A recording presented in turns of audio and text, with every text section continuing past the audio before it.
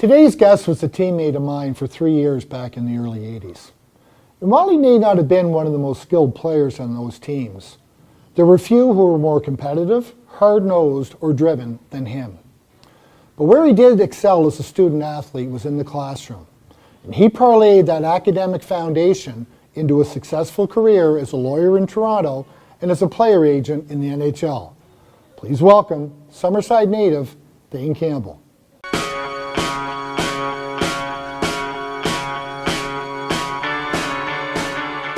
Thane Campbell, great to have you on for this segment. Thanks for having me, Norm. All right, buddy. So Thane, when you think of the Campbell name and you think of Summerside, often politics and comes up, and you think of your grandfather Thane, former premier, Rhodes Scholar himself, your uncle Alex, four-time premier of Prince Edward Island, your father Mel served as the mayor and councillor in Summerside, and so it's probably pretty safe to say that politics, public service, and academics are pretty deeply rooted in the Campbell family. Am I correct? I would say, yeah, there was certainly grew up with my brother's a lawyer in Summerside now, and dad was a lawyer, and Alex and Thane's brother, and Alex's son. So yeah, that's seven, I guess, lawyers. There's quite a few lawyers in politics. Yeah, everyone's taking a kick at the can. Dad ran and unsuccessfully federally, and then he got into the mayor, and he enjoyed that. Yeah. Did you have any interest in that ever? You know, it's funny that I remember that night. I still remember that night that Dad lost Eggman against Dave McDonald, who went on, by the way, to successfully win in Rosedale. And I remember seeing an article that he went from one of the poorer areas in Canada to one of the richest areas in Canada. And anyway, he was a minister and nice fellow, and Dad lost. And I remember that night thinking, you know what, this is not my cup of tea. Yeah. So that's sort of I was very standoffish in politics. I have a lot of respect for anyone who ran, and congrats on the recent win in Ward 3. That's right. But it wasn't something that I had decided very early. It wasn't going to be something that I was going to be involved with. Good for you. So Thane, when you think back of going to UPEI, you almost never became a Panther, if I remember correctly, and I think you were kind of unsure whether you were going to be even have a place in the team. Am I right on that, or is that correct? I went to a school in the States, in Nova Scotia, and then I had started at Acadia. And then the next year I was going to UPEI, and they had recruited me to come and or showed an interest, put it that way. And then during training camp, Summerside asked me if I would go there, and I looked at the caliber of the university. I knew the caliber university, and I thought, maybe I was 18, I think, or 19. I thought maybe I'll fit in better. But I know that Jack sort of had me penciled in that year. Mm-hmm. And the next year, I don't think there was no red carpet there to start with. But after a while, Jack and I hit it off just fine. Yeah. Yeah. So Thane, a few years ago, during the COVID year, I had the opportunity to interview 6 Panthers who were living together. There was the Pilon twins, Kyle Maximovich, Owen Hedrick, Dougie Blaisdell, and Troy Lajeunesse. And we had a lot of fun interviewing them. And in doing so, it got me thinking back about our time and the ranch where you lived with Brian Ostrowski and Bull McCarron. And it was kind of course, we can't get into too many stories about the ranch, but it was kind of our hub for our team for a few years while you were there. And when I say the ranch, what memories does that kind of evoke for you? Well, it's kind of funny because people wondered how I studied there because it was a bit of a hub. And I had Bull was there, Bull McCarron. I think Bull was 27 at the time. He come from Newfoundland Senior, and he was working at the local watering hole. And Brian, I think, might have been too. And Brian was an older guy, and was definitely active. There was lots of traffic, but I found a little closet downstairs in the basement that I cleaned out and I used as my study area, and it was totally soundproof. and it was great. Like it was a great spot. But I don't think the owner renewed our lease for some strange reason. I still remember Finally clued into what was going on actually in his property. I can still remember you with your arm around me singing, yelling Bruce Springsteen after we beat Mount A to get in the playoffs that night. You must have the wrong guy. Dane, I don't sing, and I couldn't sing you a Bruce Springsteen song. You must have the wrong fellow. Well, really? Okay, okay. Yeah, must be. Yeah, that guy had some hair, that's true. As did we both at that Yeah, time. yeah. So, Thane, after you were done with the Panthers, of course, you pursued your law and MBA at Dow. Pretty big task, and one of the things I always admired about you was how dedicated. You referenced about studying in the ranch and finding a spot. Like you were always so dedicated on your studies, and to tackle law and an MBA at the same time, playing for Dow, new uniform, new program must have been a little bit different for you doing that, wouldn't you say? Yeah, absolutely. My MBA year, I didn't play the first year of the law MBA, and I didn't play, and I did intramurals, and it was about Halloween of the second year, and I think I went to a game, and one of the dads saw me in the stands, and he said, "Why aren't you playing here?" And I said, "Well, actually, I'm in a program here, and I'm not going to play." And then the coach called and said, "Would you come?" And said, "Well, I've been playing intramurals for a year and a half." And I remember he put me on defense for the first tournament. It was around PEI, and I couldn't skate backwards, and it wasn't good. My mother wasn't happy that I took too many penalties. And I said, "Mom, it's going straight ahead." I said, "Mom, I can't skate backwards. That's what I do." Anyway, yeah, it was great. It was good bunch there. Lot of good memories there. But obviously, it was more good exercise and being with the boys. I Yeah. enjoyed that. Yeah. Did you find it weird being, 3 years with the Panthers, then going playing with Al after? Was that odd for you, or was it just kind of a new team, Well, new group? I was supposed to play in a game, and they were gonna actually, I don't know why, but they said, we will allow you to fly over. Because I said I had an exam or something, and they were going over early. And they said, "We'll fly over." And I got caught fogged in at the airport. And I was the happiest guy in the world. I did not want to play against the Panther guys. Really? Honestly, I didn't like, I remember playing one game, and actually Greg Gravel, I sort of couldn't keep up with Greg, and I remember sticking him a little bit, and I felt bad about it. And actually, Greg asked me to represent him, and I helped him out with going to Europe after that. But Right. yeah, absolutely didn't want to play the Down Boys. Yeah. Like, they were tougher than me, and they knew it. So I was a good actor. Hey, you could compete fairly well with everyone, so don't sell yourself too short of that.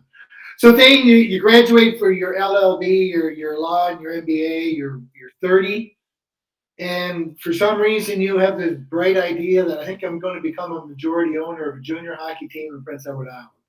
I don't know many 30-year-olds that ever would have undertaken such a venture, but you look at that team. It was coached by Carl Trainer, a former Panther, with Stevie Gallant. It had a few alumni, Panther alumni, Paul Crabb, Stumpy Murnion, Paul Murnion, Beefy Gallant, Jeff Gallant, and Kent McDonald. They all went on. They were on that team and became Panthers later on. But that must have been quite an experience being a team owner at the tender age of 30. I think I was 27, to be honest with you, but Oh, 27, 28 maybe. yeah. Yeah, Stevie Gallant and I we had some good bouts in junior, and then he had asked me to coach a Bantam team with him, and they wouldn't give him the team because they thought he was a little bit crazy. I think, I don't know what they thought, but they didn't want to give him the team. And then he said, "But I think if I get you in there, the two of us can get the team." And I thought, that how's that going to help? But in any event, it helped. We coached the team. We did pretty well with it.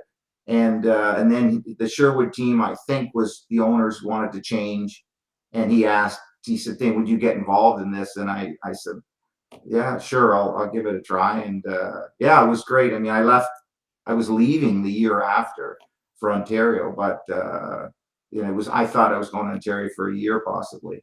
But yeah, that team was a really good team. Like I remember we were having some good battles with Charlottetown and Forbes and Mike Kennedy, and And I said, Stevie, we said we got to figure out how we're going to deal with these guys.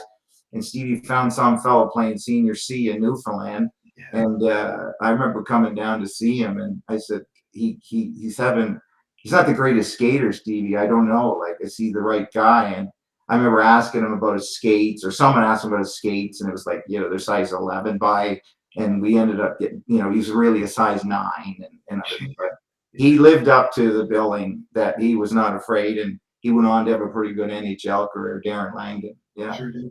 Yeah. yeah, that was Corey fun. Power, did Corey Power come over with him? Wasn't there two that come over? Was it Langer and Corey Power? Was he the other one? Was there another Newfoundlander that come There over? was another one, I can't remember the name. No, Yeah, but all those guys you mentioned were really good players. In fact, that team, what happened really at the end was we got a bye. This team was so strong in the right, league, we got a bye. It sat around for 2 weeks. The other right. team was playing, and the team we had beaten all year, Charlton, it ended up, and Yeah, then Aaron ended up getting thrown. Something happened there, but it was just a calamity event. The team was very strong, yeah, it was a new age team, really. It was a yeah, for lot of sure. those guys are quick, like tenacious. All those names, Yeah. tenacious Mhm, hockey players, heart guys with heart, and they did real well. for sure. So after that, Thane, of course, you moved into the agent business as an NHL agent, and I know that Adam Campbell, I think, had a former Panther, would have dabbled a little bit in that as well. But you had a pretty good run working in the agent career in the NHL in terms of getting in, working with guys like Justin Williams, Jonathan Chichu, Michael Ryder. You got the Foodies, Liam Foodie going there now. So how did that come about? Like how did you get into that? And maybe talk a little bit about that. I think Gerard Gallant was a big part of it. Gerard asked me to help him out, and I used to. Alan Eagleson Jr. was at law school actually when I was there, a year ahead, or same age, same vintage, I guess. Anyway, I had an instant. I could ask Eagles, and at that time the salaries weren't published. I could ask them, and so I'd say, what are these guys making? I helped Gerard with his golf tournament, and then guys, ironically, in the university league, guys that I slashed and hacked would ask me, can you help me get to Europe, or can you help me this? And I was helping guys do that. And then when I was on PEI, I thought, well, that would be a neat thing to do, but I don't think people weren't taking me seriously, wouldn't take me Right. seriously on PEI. For some reason, you're smarter if you're from Ontario, which is probably Sure. just the opposite. In Yeah. any event, yeah, the first few guys, it's ironic. I was a left shot, 5'9" ish, and I said I'm going to take guys that are right shots and 6 foot to 6'1" that can create offense, and I couldn't do that. So I used to Right. take all these things that I was weak at, and guys had heart and that that were tough enough, and that's how I ended up with three guys almost identical players. They're all 6 foot half inch right Right. shot Yeah. offensive guys with heart. Now I missed out on some names that you'd marvel because I thought, well, they're not gonna make it. But so I made more mistakes, lots of mistakes. But Okay. Give us one example. oh, you don't want to hear. Brad Marchand asked me at Allen He said, "Would you be interested?" And I looked at him. He's 5'7". Yeah. I had a call from a guy who was on my old timers team, and the guy was. He said this guy's playing double A or midget at the age, and he's just under 6 foot defenseman. At that time, that just was like a bit of the kiss of death. And he went on to be a pretty good player, Giordano. Oh, jeez. Yeah, I've missed out. Yeah. So believe me, I've made some big mistakes, but those guys were, when you consider I came up here and I was competing with Bobby Orr and Newport and these guys, and Yeah. but Gerard Gallant endorsed me with Mervyn Chichu, and then Yeah. then I ended up with those three guys, then the McGinn brothers. Drew McIntyre was amazing, still is. Yeah. The Foodie brothers, and now my youngest is involved. Like we have some young guys, and he's enjoying it. So Good. I'm doing it, but I'm doing it. Phasing out. I, uh, yeah, probably not quite the same vintage, not the same amount of time. Sure. good fella to have in your corner, Gerard Gallant. And again, it sort of speaks to that whole relationship part and advancing in sports, right? Well, it's like Islanders, right? Islanders stick together, and especially more so when I get to that now that I'm on Ontario, you see Islanders Yeah, stick together. Yeah. sure. So, Thane, hockey continues to still be a big part of your life. You mentioned your son Colin is playing over at Wilfrid Laurier right now. Alex also a hockey player too. Um, Pretty cool being a hockey dad. And we were talking off camera about how being around the young guys keeps you young, and a lot of Yeah, fun. Isn't it? yeah. The Colin was it was obviously I'd love to see Colin playing in the with UPEI, but it's Yeah, like that's a tough league, and especially a national championship league, sure. hosting. But it's close to home, and yeah, he's enjoying. He's doing pretty well, and Yeah, yeah, and Alex as well. It's yeah, it's fun being a hockey dad, and it's definitely a big part of the family, and I mean probably more so than my wife appreciates, but pretty good. Yeah.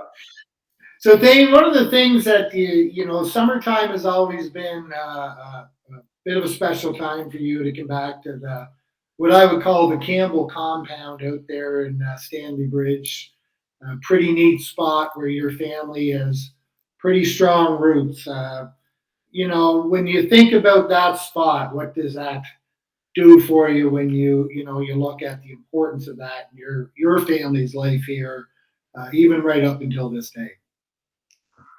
Well, like, I mean, it's a funny conversation. We are doing our wills the other day, and I said, "Well, I'm going to be cremated, and I want my ashes on the end of the point at I Stanley Bridge, love that. right? So the water." I love that. And then Jeanette was saying, "But that kind of spooked people that someone's in here." But anyway, it was kind of funny. It definitely is. It's like home. This summer, pain they changed the flight, and I couldn't get back. And then we get out just after the hurricane and saw there's lots of trees down, but generally we're nestled in the cottage, nestled in, not too bad. But it's kind of funny where just up the road is where Justin Trudeau announced there was lots of damage, which is the Stanley Bridge where I Right. worked in the summer. The Right. Stanley Bridge dock was really badly, Yeah. really real shame. But Yeah. there weren't fatalities, which is huge. Right. For sure. So then, after all said and done, you're 62. You're now living in Carlisle, Ontario. You got a beautiful little property nestled in the woods there. Your own little private golf course, so to speak. When you think back on everything, you think back PEI, UPEI. What makes you most proud? Well, yeah, being an Islander, I think when I think of PEI, it is a really positive thing when you're away from PEI, because I have more times than not people say to you, "Oh, yeah, that's why you're like that. You're from PEI." And then I mean, there's a nature PEI Islanders don't realize, and even guys that spend some time in PEI, it changes your nature. And you just look at politics in the states, how crazy it is, and then you think of politicians on PEI, it's probably diametrically opposed. Like Mm-hmm. you got like people down there, and then you got people in PEI. People are civil. They conduct themselves in a certain way.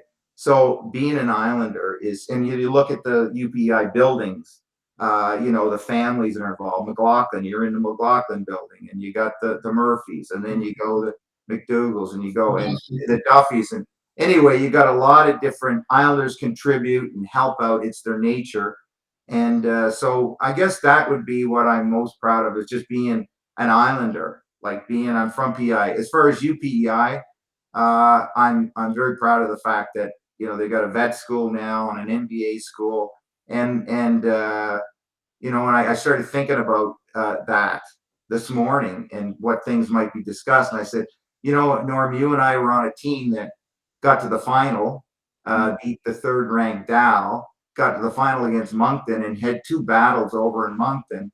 Yeah. And we thought that we might get the wild card, and they gave it to Brandon. I think they lost 6-0 the first game. We thought we were going to get it. It was being hosted in Moncton too, which was just unfortunate because we gave Moncton everything they could handle. Sure And did. they had a lot of NHL draft picks. And I think right now, immediately, what I'm really proud of is that we host that the athletic department did such a great job in getting the national championship, which is hard. And they got it, they're hosting it, and you got a team that could win it. So, I'm very proud of that. So That's pretty exciting. and what I say to the guys is, let's go. Well, Thane, listen, you're a proud Islander. I'm proud to call you my friend. I loved playing with you back in the day. I have nothing but great memories. I love seeing you succeed as a lawyer, as an agent, and doing what you're doing, servicing others and helping others. And you're a great fella. You're one of the good ones, and keep her going, buddy. Thanks, Norm. I love playing with you too. Love watching you score goals. Enjoy Thanks, your political career as well. That's right. Thanks, Talk to you buddy. later. Okay. Bye now.